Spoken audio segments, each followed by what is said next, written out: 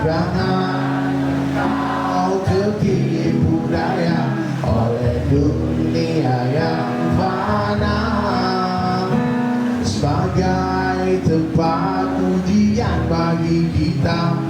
Dunia sementara, akhirat selama-lamanya. Ayo ditenda semuanya. Orang kaya mati, orang miskin mati, raja-raja mati, rakyat biasa mati. Orang kaya mati, orang miskin mati, raja-raja mati, rakyat biasa.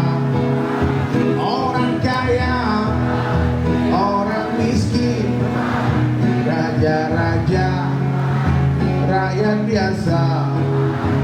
Semua pergi menghadapi ilahi, dunia yang dicari tak ada yang berarti. Dunia yang dicari takkan dibawa.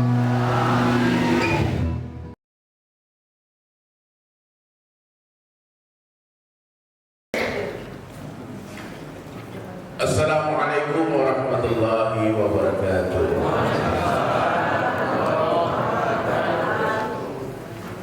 Alhamdulillah nahmaduhu wa nasta'inuhu wa nastaghfiruh wa nu'minu bihi wa natawakkalu alayhi wa na'udzu billahi min shururi anfusina wa min sayyiati a'malina. من يهد الله فلا مضل له ومن يضلل فلا هادي له. أشهد أن لا إله إلا الله وحده لا شريك له وأشهد أن محمدا عبده ورسوله لا نبي بعده. قال الله تعالى في القرآن الكريم: أعوذ بالله من الشيطان الرجيم بسم الله الرحمن الرحيم. ومن أحسن قولا ممن دعا إلى الله وعمل صالحا وقال إنني من المسلمين. وقال النبي صلى الله عليه وسلم في حديث قدسي عن أبي ذر رضي الله عنه يقول: سمعت أبو القاسم صلى الله عليه وسلم يقول: إن الله قال يا عيسى إني باعث من بعدك أمة إن أصابهم ما يحبون حمد الله وإن أصابهم ما يكرهون تسابوا وصبروا ولا حلم ولا علم. كيف يكون هذا لهم ولا حلم ولا علم يا رب؟ قال الله تعالى: أوتيهم من حلمي وعلمي أو كما قال رسول الله صلى الله عليه وسلم. Baik, sebelum saya mulai ini yang bersandar yang tua-tua saja, yang muda-muda bagaimana? Ayo bismillah. Bang, jadi gimana? Nah, yang tua-tua boleh standby, yang muda-muda maju buku. Maju sedikit, maju sedikit. Bersandar nanti tak ada apa. Ya, maju. Kita tak lama-lama ya Ibu ya, sebentar saja. Nanti kalau saya lihat satu orang tertidur, langsung wabillahi taufiq wal hidayah. Angkat kepala, buka mata ya, angkat kepala, buka matanya. Dengarkan dengan tawajuh. Seringkali yang mendengar itu lebih paham dari yang bicara. Ya, siapa yang masih paham? Allah. La ilaha illallah. Jadi hadirin sekalian, konon ceritanya, ini cerita saya dengar dari para ulama. Ini tamsilan ini. Pernah dulu di satu ketika di zaman Antar Perantah, Masya Allah, ada sebuah kerajaan hadirin sekalian. Kerajaan ini dipimpin oleh seorang raja yang sangat dicintai rakyatnya. Kerajaan ini dipimpin oleh seorang raja yang sangat hikmah. Raja yang dikenal sangat sayang sama rakyatnya juga. Nah, ini Pak Wali ini boleh ditiru nih. Apa kebiasaan raja ini? diam-diam pergi belusukan. Dia belusukan dengan beberapa orang timnya dia, dengan pengawal-pengawal pribadinya. Malam-malam raja tadi pergi dari rumah ke rumah, malam-malam memperhatikan keadaan rakyatnya. Jangan sampai ada rakyatnya kelaparan. Kalau ada yang kelaparan dia bantu, kalau yang susah dia tolong. Subhanallah, pada suatu malam raja ini melihat ada satu rumah gubuk reot, rumah rakyatnya yang sangat miskin. Dilihat di depan rumah gubuk tadi ada seorang pemuda yang sedang tertidur di atas kursi bambu. Tertidur pulas, nikmat tidur. Lalu raja itu pun melihat di dalam rumah yang reot tadi ada lubang-lubang kecil. Nampaklah tidak membantu seorang nenek-nenek tua sedang tertidur juga. Rumahnya beralaskan tanah, tidak ada apa-apa di rumah itu. Maka raja tadi kasihan melihat anak muda miskin dan nenek-nenek tadi hadir sekali. Maka raja berbisik kepada pengawal-pengawalnya, dia katakan, "Hei, kalian angkat anak muda ini, bawa ke istana." Ya. Diperintahkan pengawalnya untuk mengangkat anak muda miskin yang tidur di atas kursi bambu tadi. Dia bilang, diam-diam, pelan-pelan angkat, jangan sampai terbangun dia.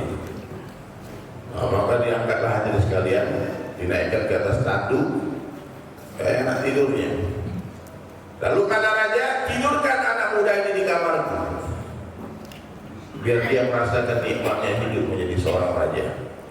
Dan mulai hari ini kalian perlakukan anak muda ini seperti kalian memperlakukan aku. Sehingga cerita hadirin, pagi pun datang anak muda miskin yang tiba-tiba tidur di dalam kamar raja tadi terbangun. Dia dengarlah suara azan subuh, dia terbangun. Dan dia terheran-heran, kenapa aku terbangun di atas di dalam rumah yang begitu mewah ini? Dia lihat ini ada istana raja di jangan-jangan. Benar dibukanya dalam taman-taman indah. Wah, aku pernah lihat di foto ini istana raja ini. Kenapa aku ada di sini? Kalau dia buka pintu kamarnya, ternyata di depan kamar tadi sudah ada 2 orang pemuda pengawal yang menjaga kamar tidurnya. Dia buka pintu kamar, langsung dia jawab. Orang-orang pengawal tadi bertanya, mengucapkan, "Assalamualaikum Tuan Raja." Dia tanya, apa kau bilang? Ada raja di sini. Silakan perintahkan apapun titah sang raja akan kami taati. Yang dimuliakan dan dipertuan aku. Masya Allah, kalau begitu, kalau siapkanlah makan lapar, siap, langsung berjalan. Dia masuk lagi, dia masih berpikir keras, kenapa aku tiba-tiba ada di dalam kamar raja. Dia mandi, dia bersihkan badannya, dia buka lemari raja, dia pakai baju yang terbaik, dia pakai mahkota yang terbaik, dia pakai cincin raja, disemprotkan parfum yang mahal-mahal di tubuhnya. Lalu pemuda tadi pun hendak keluar dari kamar menuju tempat makan. Dia makan sepuasnya, dia minum sepuasnya, dikipas oleh beberapa orang dayang-dayang cantik-cantik.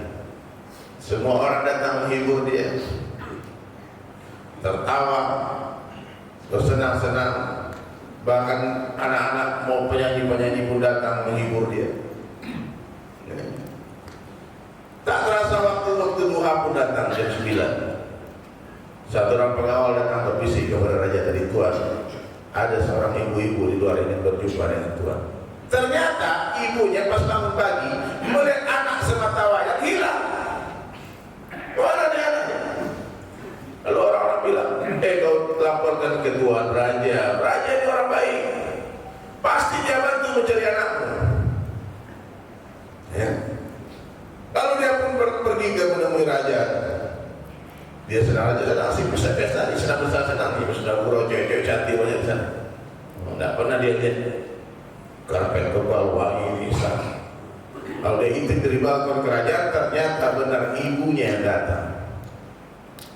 Apa kata raja baru hadirin oleh anak muda miskin yang tiba-tiba jadi raja tadi? Aduh, lagi enak-enak party, ibu datang. Terus dia bilang, bilang sama ibu, nanti sore raja yang datang. Raja yang akan ke rumah nanti bilang, raja lagi sibuk.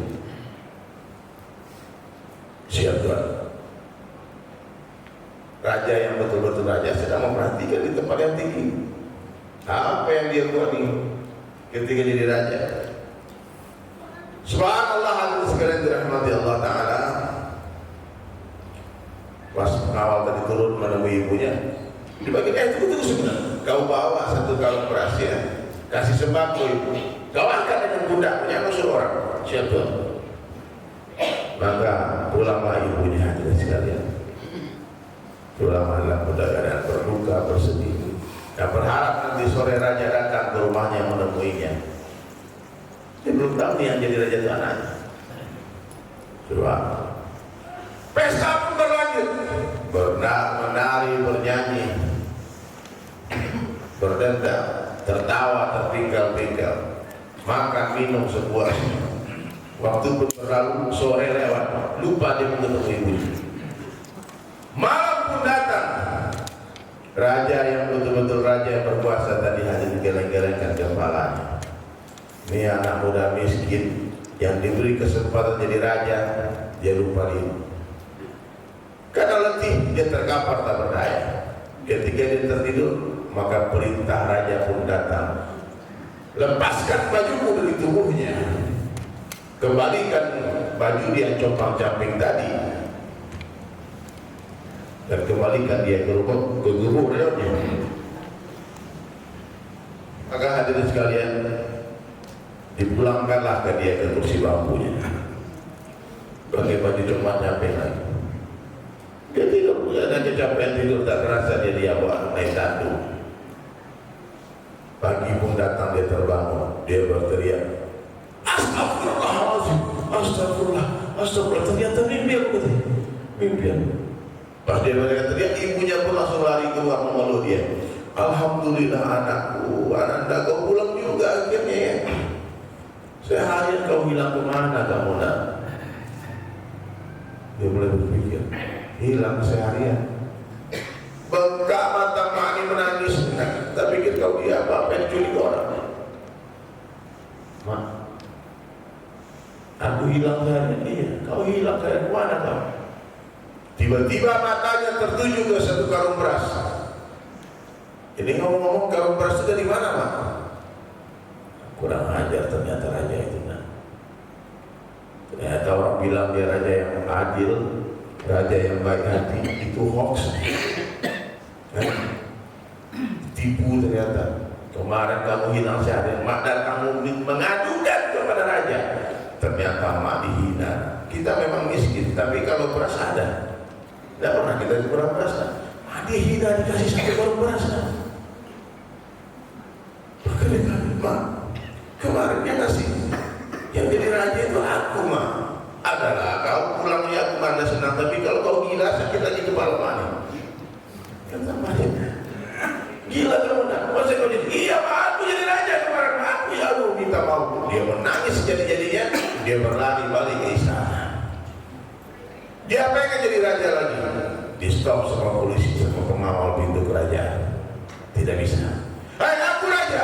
Dibilang, kau memang raja, tapi itu kemarin kesempatanmu sementara saja. Sebentar saja kau jadi raja. Sekarang tak mungkin kau kembali menjadi raja untuk kedua kali.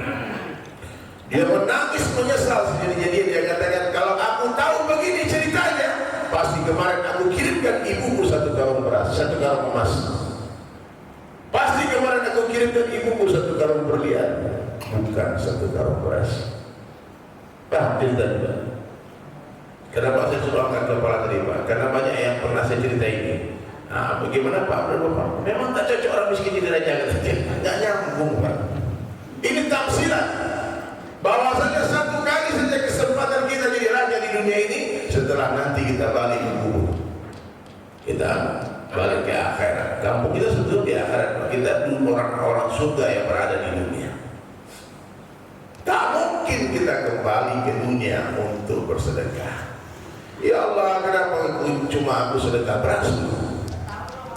Ya, kenapa aku tak kirimkan emas ke kampung harapanku yang sesungguhnya? Jadi hadirin sekalian yang dirahmati oleh Allah Subhanahu wa taala, banyak hari ini orang tertipu oleh dunia. Tertipu, dia pikir dunia inilah segala-galanya.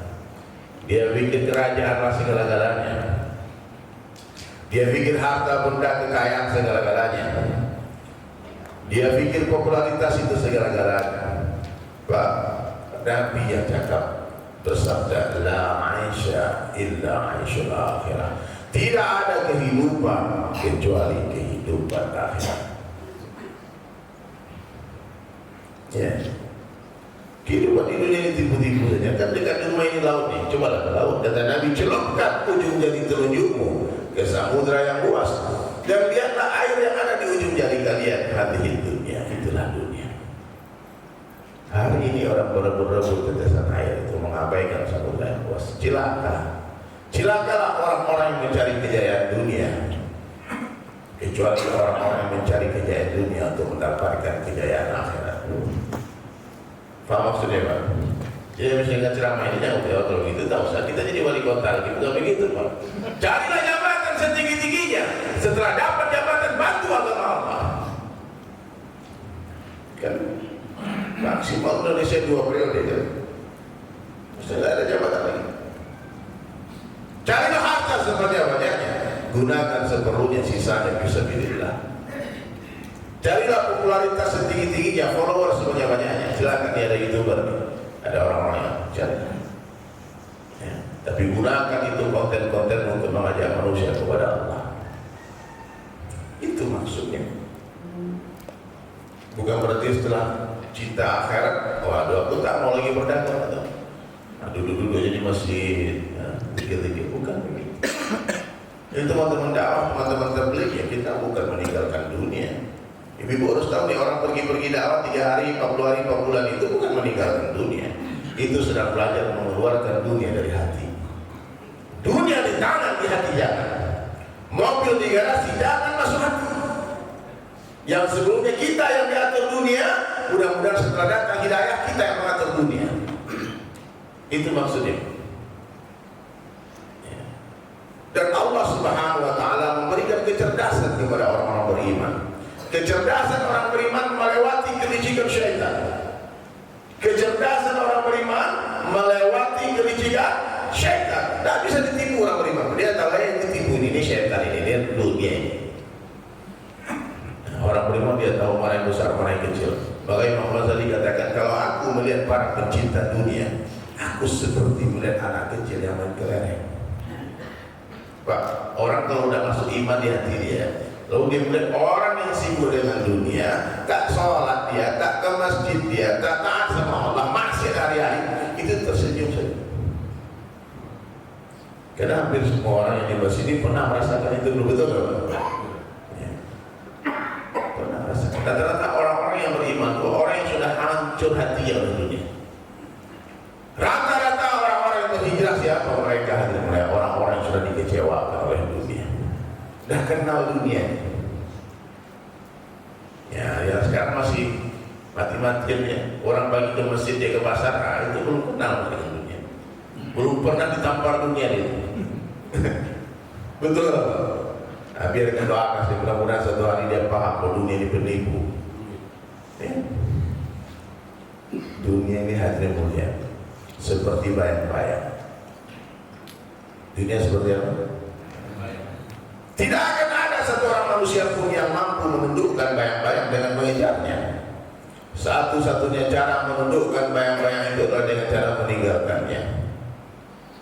Nanti lo bikin orang kalau nggak cerdasnya nggak mungkin bisa mikirin. Bayang-bayang itu Pak, kalau dikejar lari dia. Tapi kalau ditinggalkan dia kejar kita. Nah, sekarang coba pilih Bapak Ibu semua, mau dikejar bayang-bayang atau mengejar bayang-bayang? Mau mengejar dunia atau dikejar dunia? Dikejar dunia. Maka dulu para sahabat Nabi Sallallahu Alaihi Wasallam mereka menolak dunia dengan kedua tangannya. Apa kata Sayyidina Ali ketika di depan rumahnya dihalau itu? Para bertanya, apa yang kau lakukan? Ali, baru saja dunia datang menawarkan diri kepadaku, miliki aku, hai Ali, aku muliakan kamu. Maka dia katakan, guru itu, kau tipu orang sekarang, kau tak bisa tipu aku. Kau tak bisa tipu aku. Ya. Jadi dunia ini bukan kata benda, kata sifat.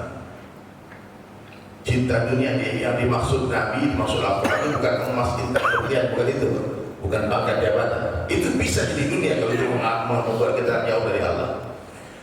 Apa yang dimaksud dengan cinta dunia itu? Segala sesuatu yang membuat kita jauh dari Allah. Kalau dengan jabatan jauh dari Allah, nah, itu dunia jabatan Pak Faisal. Dulu sebelum jadi wali kota rajin ke masjid. Setelah jadi wali kota tak nampak subuh itu. Nah, dunia itu jabatan dunia. Dulu sebelum punya bisnis 5 waktu di masjid, dapat proyek tak ke masjid ya, itu proyek dunia. Ya. Jadi apa saja, siapa saja yang membuat kita jauh dari Allah, itulah yang disebut dunia. Bisa jadi anak, bisa jadi istri, bisa jadi suami. Siapa saja, apa saja yang tidak ada manfaatnya untuk akhirat, itu dunia. Paham ya Anda? Jadi jangan dipikir nih dunia ini, wah ini orang kaya cinta dunia. Oh, belum tentu. Orang kaya cinta dunia belum tentu. Satu orang naik Lamborghini, di sini naik mobil Alphard lah. Ada di Dubai Lamborghini? Ada? Jalan aja coba, nanti bikin jalan bagus dulu. Nanti lepas tuh udah keluarnya. Satu orang naik mobil Alphard, belum azan sudah parkir di masjid mobilnya. Subuh, zuhur, asar, maghrib, isya. Satu orang naik motor Harley Davidson. Itu motor kayak bisa ada satu yang pakai motor tuh. Nah, tapi ini motor tiap hari di masjid. Satu orang jalan kaki, Pak, atau naik sepeda ontel aja dia. Asal dia ke sungai, dia ke pantai, memancing ikan. Siapa yang pecinta dunia? Siapa yang pecinta dunia dulu ya? Nah, jalan kaki deh, Pak, miskin kurang ajar lagi sama Allah. Jadi harus dipahami, Pak, jangan pikir, waduh kalau gitu ceramah ini udah kita buang aja harta, bukan, cuma dibuang. Gunakan harta yang kita cari ya, untuk akhirat kita. Ini perkataan Buya Hamka masyhur. Apa kata Buya? Apa yang kita makan akan jadi kotoran, apa yang kita tinggalkan akan jadi rebutan, dan apa yang kita infakkan di jalan Allah, itulah rezeki kita sesungguhnya. Ya, Bapak Ibu punya harta banyak, kita ada berapa hektar, sertifikat numpuk di rumah. Nah, ini sebentar lagi sebelum mati, cepat-cepat dikirim ke akhirat, cepat-cepat diwakaf, cepat-cepat diwakafkan sebelum itu jadi darah bertumpah. Banyak orang, Pak, meninggalkan warisan, Pak, belum kering kuburannya, anak sudah berantem di pengadilan. Bahkan kita dengar berita beberapa bulan yang lalu, Pak, bunuh-bunuhan satu hari itu ada berapa, ada 6-7 jenazah terbalik berebut warisan. Semua bunuh-bunuhan anak. Apa itu yang kita mau? Wariskan agama kepada anak-anak. Ketika Khalifah Umar bin Abdul Aziz meninggal dunia, ketika beliau nazar sakaratul maut, dinasihati oleh para ulama, ya Amirul Mukminin, sisakanlah sedikit harta untuk anak-anak, jangan kau infakkan semua di jalan Allah. Apa jawabannya Umar bin Abdul Aziz? Sekiranya anak-anakku anak yang soleh dan soleha, cukuplah Allah dan Rasulnya kuwariskan untuk mereka. Tapi bila mereka bukanlah anak-anak yang soleh, untuk apa aku beri mereka warisan? Soleh tak dapat warisan, tidak soleh pun tak dapat. Hari ini kita pikir kalau kita tinggalkan anak kita harta benda yang banyak, Pak, dia jadi orang hebat, orang kuat. Mana ada ceritanya, Pak? Saya punya teman banyak cerita, Pak. Banyak bapak tinggalkan harta miliaran, setahun habis. Beli ini, beli itu, maksiat ini, macam-macam dibuat. Ya, main judi macam. Jangan ada di Bali itu dapat harta puluhan miliar, Pak. Nah, namanya orang tak beragama. Di saya tetangga saya, dia bawa main judi, habis. Besok tentu diri, bunuh diri. Nah, jadi hadirin sekalian dirahmati Allah Ta'ala, pagi ini saya ingin mengajak semua jamaah untuk melepaskan kacamata dunia, ganti dengan kacamata akhirat. Karena dunia bukanlah tempat tinggal, tapi dunia tempat meninggal. Tak lama lagi nih Pak, tadi kalau saya perhatikan wajah jamaah ini nampak emang gak lama lagi. Iya Mas, agak sedih saya mengucapkan kalimat ini, tapi mau diapain? Ya. Tak lama lagi Pak Wali lembuti dan gue. Iya. Wali lama lagi tu. Pak Wali tak sampai 100 tahun lagi. Tak sampai 60-70 tahun. Kadang lebih, kadang kurang. Tapi sekarang banyak yang kurangnya, terutama bapak-bapak. Kita ini Pak survei membuktikan apa-apa ini tak panjang umur kita dibanding ibu-ibu, dibanding mama. Iya. Banyak apa-apa ini mati muda, akan nanti. Stres sama dia bilang terus yang mati aja. La ilaha illallah. Nama begitu. Saya tak ada menakut. Bagi orang beriman hadirin mulia, mengingat kematian itu adalah inspirasi. Itu bukan sebuah masalah. Orang takut ingat mati, kita ketawa-ketawa ingat mati. Karena saya nyanyi-nyanyi ingat mati. Orang kaya mati, orang miskin mati. Takut mati, mati. Tak takut mati, mati. Betul tak? Betul. Ingat mati, mati. Tak ingat mati, mati. Siap mati, mati. Tak siap mati, mati. Lahir memang lebih dulu ibu dari anak, tapi urusan kematian seringkali lebih dulu cucu daripada kakek. Pergilah ke pemakaman, dia tak sama banyak kuburan itu. Coba sekarang dipikirkan bunda, ayahnya. Sekiranya kalau sekarang kita mati nih, cukup tak bekal kita, perjalanan panjang lagi. Kita mau pulang kampung nih. Sebelum pulang kampung, barang-barang kirimlah ke kampung. Kemarin di airport ada ribu-ribu ibu-ibu gara-gara kopernya dibuka sama itu petugas, dimasuk X-ray itu. Yes. Bu, ini mau apa nih bu? Ada gunting ini bu. Aduh, kan gunting aja kan. Buka dulu. Buka lagi. Oh, pas dibuka keluar dari seberapa pada emosi ini. Apa nggak ada gunting? Cari, coba buka lagi. Keluarin satu-satu. Kata nasib ibu itu ketinggalan pesawat atau bagaimana nggak tahu. Pokoknya banyak kali barangnya. Tapi di airport itu ada satu jalur khusus non bagasi. Oh, tak ada antrian di sana, tak ada antrian di sana. Itu yang non bagasi itu bukan orang-orang yang tak punya bagasi. Dia sudah kirimkan duluan Pak, pakai ekspedisi. Jadi barang-barang ada di kampung semua. Dia cuma pakai backpacker aja, pakai tasnya langsung ke pesawat. Gawat. Kira-kira kalau hari ini hari terakhir kita, seandainya, nih saya mau coba berpikir seandainya, terdengar suara malaikat maut nih, terdengar di telinga kita masing-masing. Alah, pulang ya pulang. Hari besok pulang. Ini hari terakhir nih, besok semua kita mati. Apa kira-kira kita lakukan hari ini? Bro, masih berujian? Dah. Utang bayar? Bayar. Minta maaf ke suami? Minta maaf. Yang punya orang tua, udah lama nggak telepon orang tua, telepon yang minta maaf? Minta maaf. Sama tetangga yang musuh-musuhan, damai kan? Damai. Besok mati. Masih maksiat kali ini? Tak mungkin maksiat. Cuma hari ini kita pikir kita masih lama mati. Angan-angan pada mati batas umur.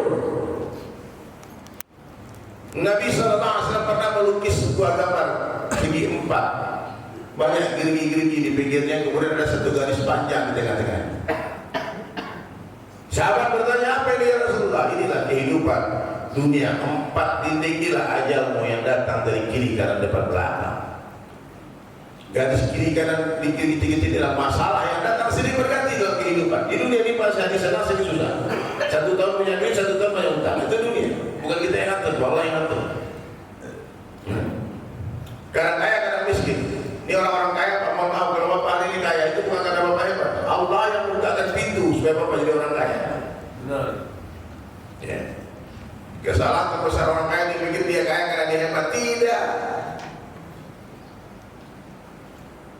Allah sayang sama aku nih, maka di rumahnya Allah benci kau, maka kau dikasih duit. Nggak ada itu. Tanda sayang Allah itu bukan dikasih duit. Duit dunia ini, benda-benda dunia itu dalam pandangan Allah itu sampah. Tahu sampah? Sarong. Nah. Bapak Ibu punya sarong, punya sampah di rumah. Oh Pak, tiba-tiba ada musuh kita lewat, kita benci kali lihat muka orang. Ini sampah udah mau musuh, udah banyak itu lalat-lalat di sana. Tiba-tiba dia bilang, boleh aku minta sampahmu? Lagi nggak? Kasih kamu? Kau ambil semua. Allah berikan kita kefahaman, yufaqihu fiddin, kefahaman akan perkara agama. Ini buktinya Bapak Ibu semua yang ada di masjid pagi ini tak ada Allah sayang. Amin. Kalau tak sayang tak apa-apa. Pagi-pagi ke pasar nih. Padahal Nabi sudah bilang dan satu hadis ma'adan fajri khairan min ad-dunya wa ma fiha. 2 rakaat salat sunnah sebelum subuh itu lebih berharga daripada dunia beserta isinya. 2 rakaat belum salat subuhnya. Kalau yakin kita dengan sabda Rasulullah ini, nggak mungkin kita tinggalkan sholat subuh di masjid, tak mungkin. Sudah dikasih tahu sama Pak Wali, kau angkat batu besar itu, ada batu sebesar traktor, angkat. Perintahnya angkat saja, tidak dikasih tahu gajinya, upahnya apa, fadilahnya apa, tak ada begitu. Kira-kira orang rumah mau ngangkat batu itu? Tak mau. Ada aja Pak Wali, batu sebesar itu surangkan. Tapi tiba-tiba dia kata Bapak Islam, di bawah batu itu ada mes 10 kilo. Di bawah batu itu ada uang 10 M. Terserah kalian angkat atau tidak. Angkat dong.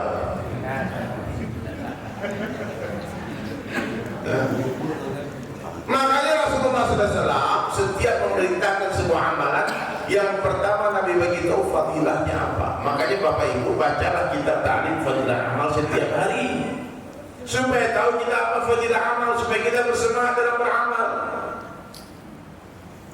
Coba semuanya subhanallah. Allah tumbuhkan itu pohon di surga. Bapak-bapak, ibu-ibu dapat 1 pohon di surga. Jadi Sulaiman dapat berapa? Kalau ada, kalau ada 300 orang yang hadir subuh, saya dapat 300 pohon. Coba sekali lagi. Bapak ibu jamaah dapat 2 pohon, saya dapat 600 pohon. Lagi. Dari itu kita hebatnya Pak. Tolong sekali lagi, subhanallah. Orang apa ya Pak? 3 pohon. Dari Sulaiman? 900. Dalam hati nanti dia sih suara lain. Kalau 1.000, 2.000, 3.000. Makanya pada dai hati mulianya terkaget-kaget di akhirat nanti. Kenapa ada yang kenapa? Ini rahasia ini pagi ini mau saya sampaikan. Kalau Bapak paham ini Pak, pasti Bapak Ibu semua jadi dai setelah hari ini. Pasti Bapak akan semangat mengajak orang buat kebaikan. Kalau yakin dengan hadis ini. Kata Nabi SAW, orang yang mengajak kepada amal kebaikan, maka dia akan mendapatkan pahala orang yang mengikuti dia. Royaltinya 100% sempurna. Kalau saya suruh Bapak nanti keluar dari masjid sedekah ya. Habis uang Bapak sedekah, saya dapat pahala sedekahnya. Nanti berangkat haji, itu belum haji, berangkat haji ya. Tiba-tiba asbab kalimat saya ini berangkat orang haji, dia berkeringat lari, berkumpul di Arafah, tawaf di Ka'bah, sa'i, habis hartanya, habis waktunya. Saya yang menyuruh, kita yang menyuruh dapat pahala haji. Apalagi kalau bisa mensyahadatkan orang. Kalau kita mengajak orang masuk Islam, seluruh pahalanya di dalam Islam sampai mati otomatis masuk ke buku catatan amal kita. Hebat ya Pak? Dia sholat, kita dapat pahala sholatnya. Dia berzikir, kita dapat pahala zikir. Dia puasa, kita dapat pahala puasanya. Dia berzakat, kita dapat pahala zakat. Allahu Akbar. Bapak Ibu tahu nggak Abu Hurairah radhiyallahu anhu? Pernah dengar nama Abu Hurairah? Mana suaranya, pernah dengar nggak? Bapak Ibu tahu nggak sahabat namanya Tufal Ad-Dawsi radhiyallahu anhu? Siapa yang tahu? Angkat tangan. Cerita hidupnya Tufal Ad-Dawsi. Tak banyak orang Islam tahu. Karena Tufal Ad-Dawsi radhiyallahu anhu tidak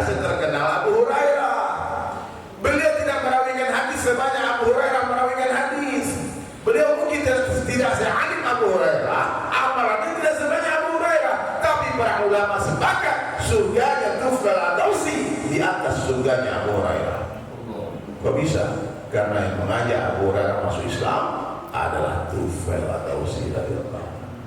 Takbir. Paham nggak ceritanya ini, Pak? Saya pernah dapat di Hong Kong, Pak Faisal. Ini dapat kepahaman saya waktu itu di sana. Subhanallah, pas habis kita habis sholat itu tiba-tiba ada iklan. Satu orang berdiri jamaah dari Tanzania. Dia bilang, "Hey, jamaah please, sit down for 5 minutes please. Tolong dulu 5 menit. I want to tell you something. Tell story. Aku akan menceritakan kepadamu sebuah cerita." Oke, dulu lagi jamaah. Jamaah mau pulang mau pergi kan? Habis itu dulu lagi suruh. Maka dia ta'aruf, dia katakan, "We come from Tanzania." You know Tanzania, Afrika? Ya, kami datang dari Tanzania. Dia bilang, "Few years ago, berapa tahun yang lalu, one jamaah come from Pakistan." Satu jamaah dari Pakistan come to my house. Datang ke rumahku jamaah ini dari Pakistan. Jamaah ini hendak menemui ayahku. Dia visit my father. Dia bilang, "Ayahku one very big businessman in Tanzania." Ayahku seorang pengusaha besar di Tanzania. Yes, you know, that time I just finished my high school. Aku baru selesai tamat SMA. Lalu jamaah tadi hati mulia menjelaskan kepada ayah tentang pentingnya dakwah dan mengajak ayahku untuk keluar di jalan Allah. Mari kita khuruj fisabilillah, kita belajar dakwah. Ya. Ayah pun angguk-anggukkan kepalanya, tapi dia karena orang sibuk dia tak bisa keluar. Dan saya pun masuk ke ruangan itu, kata ayahku, dia bilang, "Anakku di bawah ini, di pengangguran di tamat SMA." Ayahku katakan, "Dia jalan."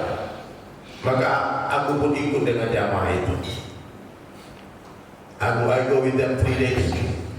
Setelah 3 hari saya latih lagi 40 hari. Setelah 40 hari I join them for 4 months. Setelah 4 bulan maka saya diajak di tashkil untuk belajar di Revit. Siapa? Kenapa bahasa Inggris itu bahasa Inggris loh? Ya. Subhanallah. Dia bilang akhirnya aku belajar di Pakistan. Sekitar berapa tahun di Pakistan, akhirnya saya menyelesaikan hafalan Quran 30 juz. Setelah selesai hafalan Quran 30 juz, aku lanjutkan lagi menjadi mufti. Akhirnya dia dapat doktor lah, LCMA dia. Akhirnya usah somat lah dia. Wah, S3 dia. Subhanallah. Maka I come back to Tanzania. Aku kembali ke Tanzania dan ayahku membuatkan aku sebuah pondok pesantren. My father built for me one masjid and one madrasah. I made one hafizah Al-Quran dan aku menikah dengan seorang penghafal Quran perempuan. Subhanallah. Sekarang di pesantren kami telah mengeluarkan ratusan orang hafiz Quran. Yang mau saya tanyakan kepada kalian, pahala hafiz Quran, ratusan hafiz Quran, pahala membangun masjid, membangun pesantren, pahala menghafal Quran, Allah hadir kepada siapa? Bapaknya. Ayahnya. Kemudian siapa? Orang Pakistan yang datang menjemput dia tadi. Ya Pak, sekarang coba pikirkan Pak, selama hidup kita di dunia itu sudah berapa orang kita Islamkan? Atau sudah berapa orang yang bertaubat di tangan kita? Asbab kita orang bertaubat. Yang tadi tidak ke masjid jadi ke masjid, asbab kita. Yang tadi tidak baca Quran jadi baca Quran. Yang tadi kikir pelit akhirnya jadi dermawan. Berapa orang? Yang belum haji jadi haji, asbab kita. Berapa orang? Coba pikirkan. Tidak usah lihat orang kiri kanan, pikir diri kita masing-masing. Apa yang sudah saya lakukan untuk investasi akhirat kita? Sudahkah saya menanam kalimat la ilaha illallah di hati-hati manusia? Kalau kita ucapkan sendiri berapa kita mampu? La ilaha illallah, la ilaha illallah. Mungkin 10.000 kali sehari, 20.000 kali. Tapi kalau kita tanam di hati orang, dia ucapkan. Ingat, di dalam satu biji mangga tersimpan berjuta-juta mangga. Kita punya satu biji mangga, tapi mangga ini kita tanam Pak, masukkan ke tanah.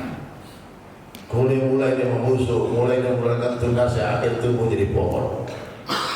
Tinggalkan setahun, 2 tahun, 3 tahun, 4 tahun, dia balik lagi, tahu-tahu mangga tadi telah tumbuh besar dan mengeluarkan berjuta-juta mangga. Paham Pak? Tapi kalau mangga mangga tadi disimpan di rumah saja Pak, nggak dilempar ke tanah, tumbuh nggak mangga tadi? Busuk. Nah, makanya kita perlu melemparkan umat di medan dakwah. Suruh keluar. Bahwa disuruh seluruh orang rumah yang pergi dakwah. Suruh aja, kan kadang paksa. Perintah boleh, maksa tak boleh. Agama ini lah ikrah fiddin, tidak ada paksa dalam agama. Tapi himbauan boleh dihimbau. Seluruh warga di rumah, laki-laki yang sudah akil balik, semua harus menjadi dai. Dan untuk menjadi dai harus di training. Gak bisa langsung tiba-tiba jadi profesional kalau nggak training dulu, latihan. Saya basic saya bukan agama, basic saya musik metal. Tak paham tentang mungkin aja. Saya pertama ikut dakwah ini, Pak teman saya guling-guling ke dakwah. Dipikirnya gila nih orang dia apa nih? Nggak mungkin apa ini. Jadi saya bilang dakwah ini memang pekerjaan yang paling hebat. Siapa saja yang buat dakwah pasti Allah muliakan dia. Bila ada presiden buat dakwah, Allah akan muliakan presiden itu. Bila ada gubernur buat dakwah, Allah muliakan gubernur itu. Bila ada wali kota, bupati buat dakwah, Allah muliakan mereka. Tapi bila ada seorang dai, dia tinggalkan dakwah untuk jadi presiden, Allah akan hinakan dia. Dia tinggalkan dakwah untuk jadi wali kota, gubernur, Allah akan hinakan dia. Dia tinggalkan dakwah untuk jadi pengusaha, Allah hinakan dia. Tapi kalau ada pengusaha buat dakwah, Allah muliakan pengusaha itu. Bila ada artis buat dakwah, Allah muliakan artis itu. Tapi bila dia tinggalkan dakwah untuk jadi artis, Allah hinakan dia. Dakwah adalah kendaraan nabi-nabi menuju Allah. Dakwah adalah kendaraan tercepat menuju Allah. Dakwah ini artinya mengajak, bukan mengajar. Apa artinya Pak? Mengajak. Mengajak, bukan mengajar. Dakwah ini ngajak orang ke rumah sakit, bukan nyuntik orang. Nyuntik orang dokter. Ya. Bisa nggak kita ngajak orang ke rumah sakit? Ada motor nggak? Ada mobil nggak? Bisa nggak gendong orang ke rumah sakit? Bisa. Sampai ke rumah sakit yang berapa ayat potong kakinya nanti masuk penjara. Biar ke dokter. Dakwah itu mengajak orang, bukan mengajar. Maka coba kalau jamaah nanti kalau ada sisi tanya jawab, Ustaz Dere apa hukumnya ini? Enggak, itu tanya lagi Ustaz Somad. Meskipun saya tahu jawabannya, saya tak akan pernah jawab. Meskipun Bapak tahu resepnya Pak, coba-cobalah kasih resep kalau nggak masuk penjara. Yang boleh menulis resep itu dokter. Yang boleh berfatwa itu ulama. Ulama kalau sudah berfatwa, meskipun salah fatwanya tetap dapat pahala. Salah dapat satu, benar dapat dua. Dokter nih ngasih resep, salah resep. Diagnosa penyakit salah, di dokter nggak bisa disalahkan. Karena memang laporannya begitu. Tahu salah ngasih obat. Nah, dokter katakan memang kamu ditanya tadi sakit apa, kau bilang sakit kepala, ternyata yang lain. Nah, jadi hadirin sekalian dirahmati Allah Subhanahu wa taala. Kita semua harus jadi dai. Dakwah bukanlah sebuah profesi, tapi apapun profesi kita wajib berdakwah. Ini Pak. Dakwah bukanlah sebuah profesi, tapi apapun profesi kita wajib berdakwah. Datangi manusia Pak, yang suka datangi, yang tak suka datangi, jangan pilih-pilih. Jadi yang didatangi suka-suka terus. Sekali-sekali datanglah ke tempat-tempat hiburan malam itu, di tempat orang-orang yang tidak berminat dengan agama. Ya. Saya dulu Pak di Bali itu tanya Pak Herman Abdurrahman tuh. Kita tuh nongkrongnya di Pantai Kuta Pak, di Legian. Ya, hari-hari bisa. Jauh dari agama. Kalau tidak ada di jamaah tabligh yang datang keliling-keliling Pak, mungkin sampai hari ini masih tenggelam dalam lautan maksiat. Mereka datang ke kafe, datang ke diskotik, datang ke warung-warung, datang ke toko-toko, menggetuk pintu rumah. Saya nggak tahu ratusan kali saya didatangi kayaknya. Orang tanya siapa yang mengajak, banyak ceritanya. Cerita proses mengajak saya banyak. Ya. Datang. Ada yang datang, ada yang saya puji, ada yang saya usir, ada yang saya debat. Ya. Ada kawan saya namanya Madi ini anak pantai. Sekarang udah punya pesantren di ada ratusan santri. Dulu rambut kuning kemana-mana bawa papan surfing, tak pernah pakai baju saya nampak di Bali. Ya. Tiba-tiba hilang di Madinah 3 hari. Dulu namanya bukan Mahdi, Joni namanya di sana. Jadi kalau orang-orang di rumah ini pergi ke Bali ganti nama langsung. Ya. Langsung ganti nama. Nama Muhammad jadi Michael sana. Disembunyikan keislaman. Contohnya namanya Joni. Ternyata pada KTP Mahdi namanya. Mahdi Joni. Subhanallah. Dia hilang 3 hari. Pas balik 3 hari datang dia ke Indonesia. Dia bilang, Ri. Dia panggil saya Ri, bukan dia Ri. Aku tak terkesan lagi dia ombak. Dia pakai supir. Apa maksud kalimat ini? Tak terkesan dia ombak. Makhluk itu ombak, tak bisa membahagiakan kita. Dia bilang, pokoknya apa yang dia dengar di masjid disampaikan saya. Mohon maaf Pak, orang awam, orang Minang, gak ada surau. Meskipun anak metal, tapi kalau dia orang Minang, orang Sumatera Barat, ya, lumayan mirip-mirip lah kita di Melayu, Minang semua. Banyak orang awam juga di sini. Kita kalau sudah disunat di kampung saya dulu, masih tidur di rumah itu di dalam BG atau BG, bujang aja, bencong. Maka kita besarnya di musola di surau. Saya SD ada MPA. Nah, ayah saya kebetulan mau guru Ustaz, almarhum Ustaz Asrul Fadil. Subhanallah. Kemudian tamat SD lanjut ke Padangpanjang. Jadi saya ada track record Pak Bali di pesantren 3 tahun. Sarawak. Tapi di sana saya cuma main gitar, saya nggak belajar agama juga. Saya belajar gitar itu di Padangpanjang, lagu Iwan Fals.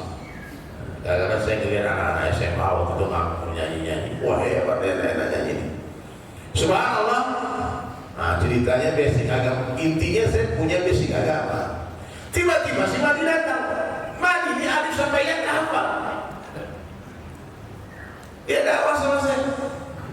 Saya bilang apa ya? Kau dakwah itu mengaji dan pandai. Hah? Baca Al-Quran kau nggak pandai Madi? Hah? Jadi kenapa kamu dakwah sama aku? Waktu itu dia bilang, salah paham kamu ini. Aku ngajak ikut Allah dan Rasulnya, jangan ikut aku. Kalau ikut Allah dan Rasulnya nampaknya aman, tapi kalau lihat kau ikut kamu tersesat saja. Jadi dai ini datang kepada manusia bukan jadi pengikut. Mohon maaf, saya ke Dubai bukan jadi pengikut. Saya nggak tahu kapan ke Dubai lagi, tapi nampaknya tahun baru ke Dubai lagi ya. Insya Allah. Malam tahun baru kita ke Dubai lagi. Wah. Saya datang ke sini mengajak jamaah semua, jamaah Masjid Al-Hijrah ikut Allah dan Rasulnya, bukan ikut dari Sulaiman. Kalau ada cakap perkataan saya yang betul, ambil, kalau tak baik dibuang.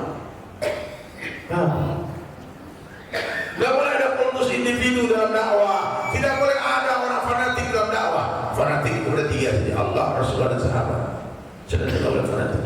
Oh kami ini mazhab Syafi'i Pak, ini harus bagi kunut nih. Tiba-tiba bapak datang ketemu imam tak berkunut. Jangan kunut sendirian, ikut imam. Atau sebaliknya, bapak-bapak Muhammadiyah ataupun yang Salafi yang sebagainya tidak berkunut, ya. Tiba-tiba ada imam baca kunut, angkat tanganmu, aminkan. Itu diajarkan Islam, akhlak di atas segala-galanya. Bukan berdiri aja kayak orang bid'ah mengharapkan kunut. Ada ini kadang-kadang kayak dia yang betul, kayak dia yang benar, yang usoiyah gitu. La ilaha illallah. Jadi saya ingatkan, akhirnya si Madi bilang gitu, saya mengajak kamu ini ikut Allah dan Rasulnya, bukan ikut saya. Subhanallah. Sekarang Pak dulu anak pantai.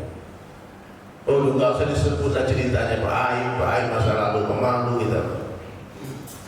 Apa yang kami buat di Bali itu Pak, aduh janganlah bertanya Pak Aib, jangan. Cukup dibayang-bayangkan saja. Siang jadi malam, malam jadi siang. Lama saya tak lihat matahari terbit di Bali. Tapi hadirin asbab dakwah. Bapak dengar saya bicara sekarang. Benar. Si Madi sekarang punya pesantren Tahfidzul Quran cabang Temboro di Manado, 300 santrinya. Ketemu juga ada satu orang namanya Ustaz Hadi. Allahu Akbar. Waktu di Bali orang pun dia panjang, pakai baju singlet. Saya dakwah sama orang tua, dia ternyata tamatan pesantren di Lombok. Lama di Bali hilang dah ilmunya. Hilang sudah ustadznya. Akhirnya kita ajak 3 hari. Setelah 3 hari dia 40 hari. Kemudian dia pulang kampung ke Lombok. Sekarang pun sudah punya pesantren di Lombok. Jadi tuan guru di Lombok. 2009 pernah ketemu orang di Masjid Kebun Jeruk Jakarta. Dia menangis, dia peluk saya sejadi-jadinya. Dia bilang, Bang Dedi, ingat saya, siapalah kamu ini? Lupa, karena banyak orang yang tidak tahu itu lupa. 2005 waktu dia datang ke Sulawesi, kemana ada tempat saya? Iya, betul. Ingat gak anak pang? Tahu anak pang, Pak? Ya, di sini banyak anak pang, tuh main. Anak pang tuh yang artinya kayak guru kakak tua tuh, orang-orang yang mereka orang-orang baik. Kumpulkan mereka bawa wali. Anak pang itu hadirin mulia, banyak kebaikan di diri mereka. Coba Pak lihat, hampir seluruh dunia anak pang itu pakai cilamata. Itu sunnah. Coba lihat, band luar negeri, Green Day, Rancid, semua pakai. Kalau saya ketemu anak pang, saya sampaikan itu terus. Banyak sunnah Nabi di tubuh kalian. Dari mana Ustaz? Nah, coba lihat. Coba perhatikan Pak, anak pang. Itu celananya semua di atas mata kaki. Nah, tidak isbal. Itu sunnah. Dan yang paling hebat, anak pang ini dia tidak cinta dunia. Makan tidur di mana aja boleh. Nggak ada cinta dunia dia. Jadi maki orang santai aja. Dan hati mereka lembut-lembut. Mereka terlahir dari keluarga-keluarga broken home. Kasihan. Rangkul, jangan dipukul. Jangan bapak pandang mereka dengan ujung mata, bapak apa ini orang gila, ini orang sebentar kerja. Jangan bunda, mereka perlu cinta, kasih sayang. Ajak mereka. Dan waktu itu mereka lagi duduk nongkrong-nongkrong, minum-minum ada di sana. Lalu saya datang, saya bilang sama dia, boleh saya pinjam gitar kalian? Dia tak kenal saya, siapa saya, Pak. Dia pikir saya ini ustaz atau kalau senang musik pasti nanggung di musik ini kalau gini pakainya.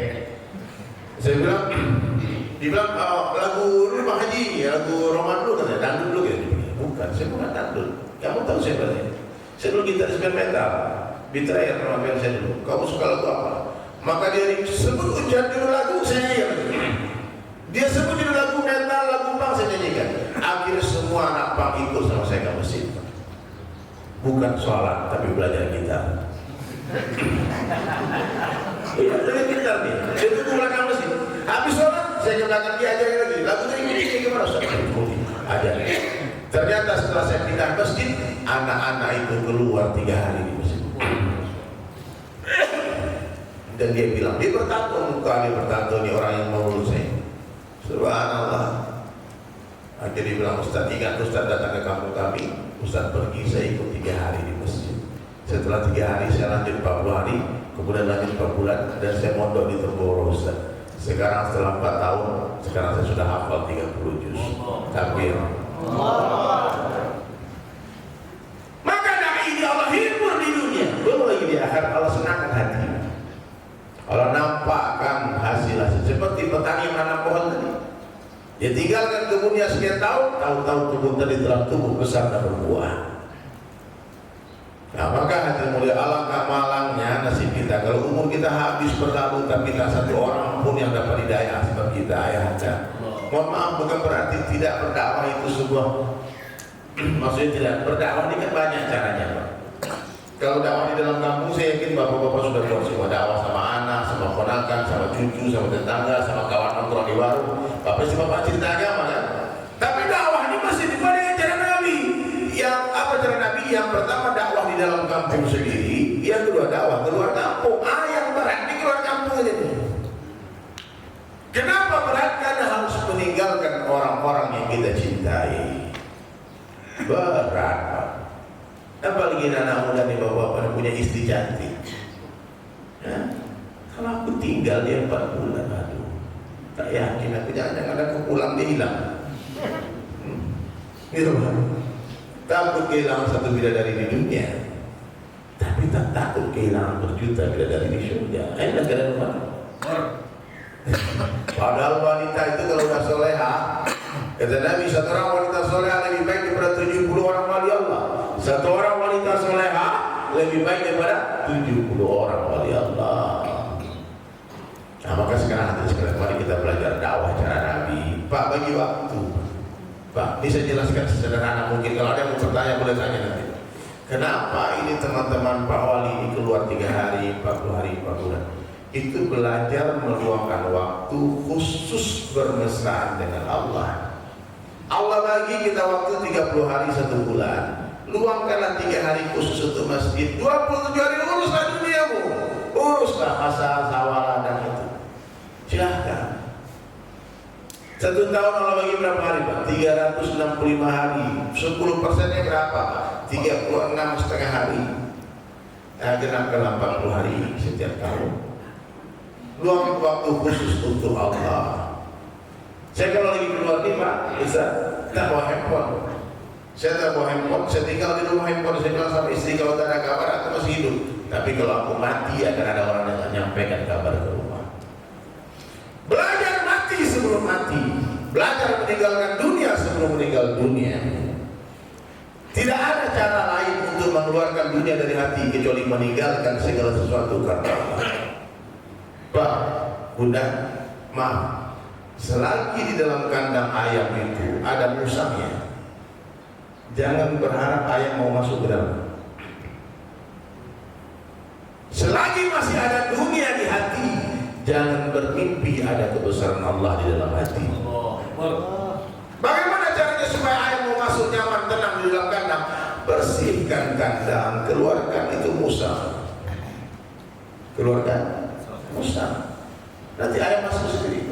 Selama di dalam sumur tadi masih ada bangkai tikusnya, jangan berharap air sumur akan bersih dan menjadi suci. Bagaimana supaya sumur tadi bersih? Kuras, keluarkan bangkai tikusnya, bangkai kucing, bangkai anjingnya, kemudian baru ganti dengan air bersih. Paham ya? Nah, kita keluar ini Pak, mau belajar mencintai Allah dan Rasulnya melebihi segala-galanya. Mau belajar mencintai Allah dan Rasulnya melebihi segala-galanya. Melatih istri untuk hidup bersama Allah.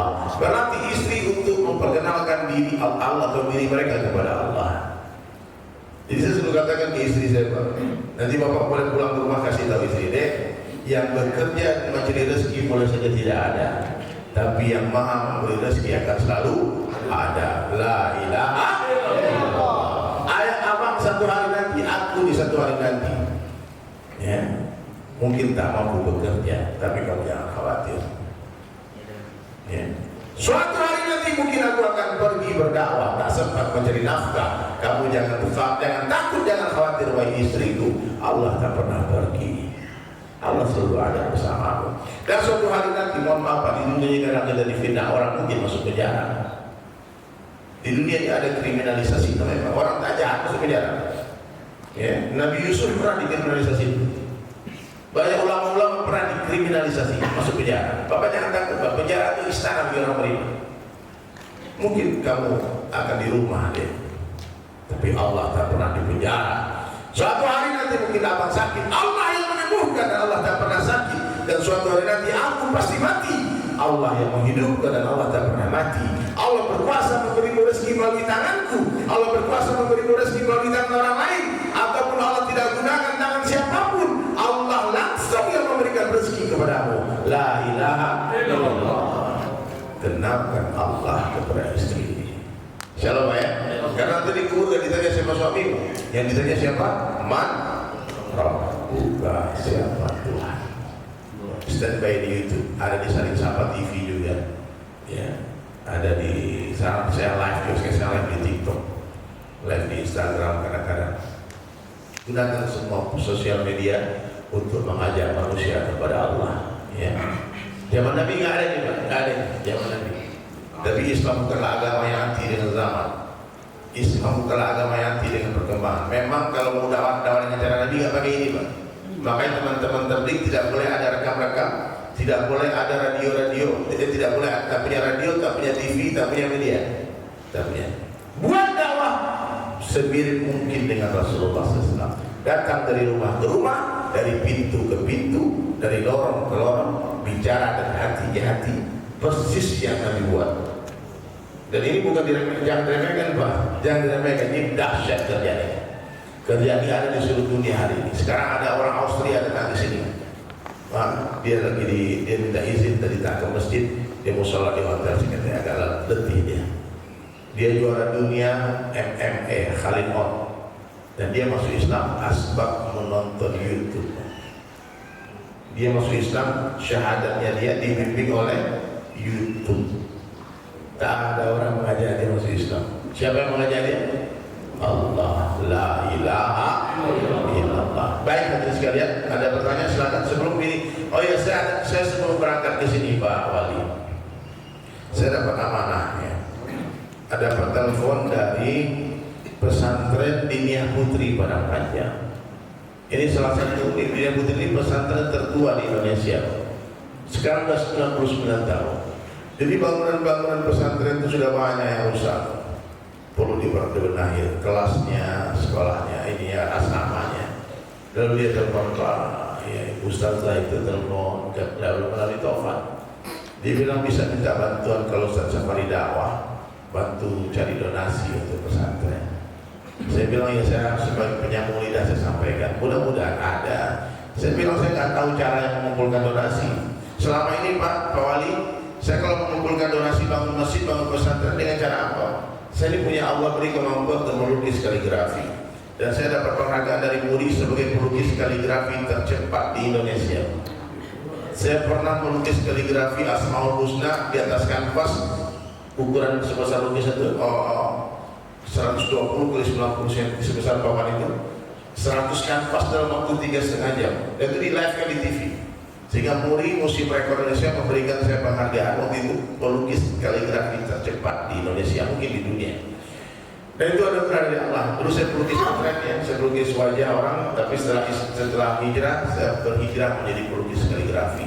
Dulu musiknya metal, setan, sekarang mengajak orang taat kepada Allah. Jadi dakwah ini tidak mengganti profesi, tapi mengganti arahnya. Dan sekarang saya membawa beberapa karya saya, hadirin sekalian. Bagi siapa saja yang mau membantu pembangunan pesantren Diniyah Putri itu, saya akan memberikan penghargaan ya sekarang kenangan dari saya berupa lukisan saya, lukisan kaligrafi, Masya Allah.